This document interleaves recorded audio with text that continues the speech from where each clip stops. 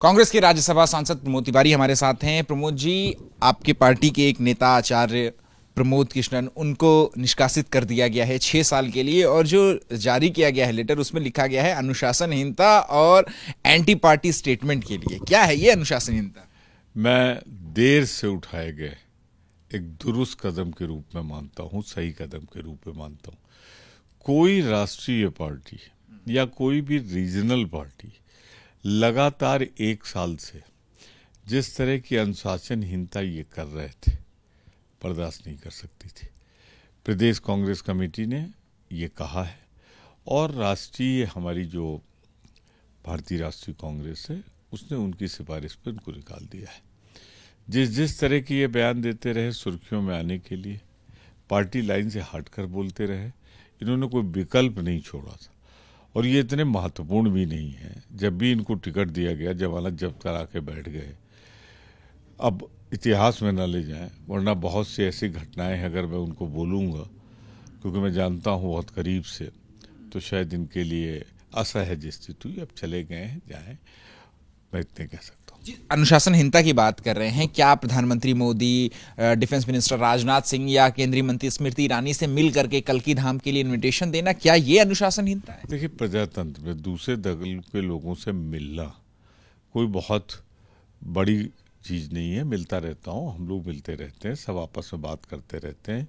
कभी कभी राष्ट्रीय हितों के लिए हम लोग करीब भी आते रहते हैं।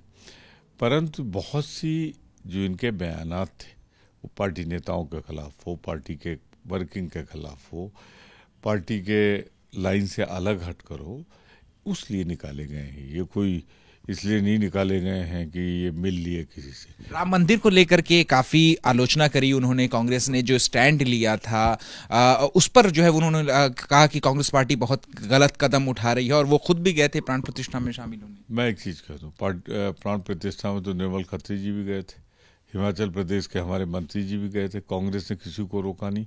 आज ही विधायकों का समूह जा रहा है, तो आने जाने से कुछ नहीं था, न किसी को रोका गया था। भगवान राम हम सबके हैं, और हम मानते हैं कांग्रेस सहित विपक्ष भगवान राम का पुजारी है, और भारतीय जनता पार्टी भगवान राम की व्यापारी है। ये तो मैंने कल भी पार्लियामेंट। क्या एक बड़ा कारण ये भी हो सकता है, क्योंकि जिस 2 जगह से आपने चुनाव कहा कि जमानत उनकी जब्त हो गई, 2014 में उन्होंने संभल से चुनाव लड़ा था लोकसभा का, 2019 में उन्होंने लखनऊ से लड़ा था। लखनऊ में उन्हें 1,80,000 वोटों के साथ वो तीसरे नंबर पर थे। तो इन दोनों जगहों पर समाजवादी पार्टी ने ऑलरेडी कैंडिडेट घोषित कर दिए। क्या ये भी एक वजह थी इस तरीके के बयान? ये वो जवाब दे, मैं नहीं जानता। मैं सिर्फ इतना कहना चाहता हूँ कि तमाम पार्टियों में इनके अच्छे संबंध थे, उसके लिए पार्टी ने कभी नहीं निकाला।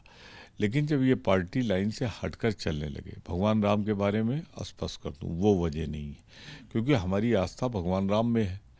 हम तो सिर्फ भाजपा के उनके व्यापारीकरण के खिलाफ हैं। तो कुल मिलाकर मैं सिर्फ इतना कह सकता हूँ, इतने महत्वपूर्ण नहीं कि इतने सवाल आप इनके बारे में पूछें। एंटी पार्टी एक्टिविटी थी, पार्टी की स्टेट यूनिट ने रिकमेंड किया और सेंट्रल यूनिट ने इनको निकाल के बाहर किया। ठीक है, शुक्रिया बात करने के लिए। तो देखिए, ये हैं प्रमोद तिवारी, जिनका साफ तौर पे कहना है कि बता रहे हैं कि महत्वपूर्ण नहीं है, उनके जाने से कोई ज्यादा फर्क नहीं पड़ेगा पार्टी को। कैमरा पर्सन अजीत चाको के साथ अहमद बिलाल, एबीपी न्यूज़, दिल्ली।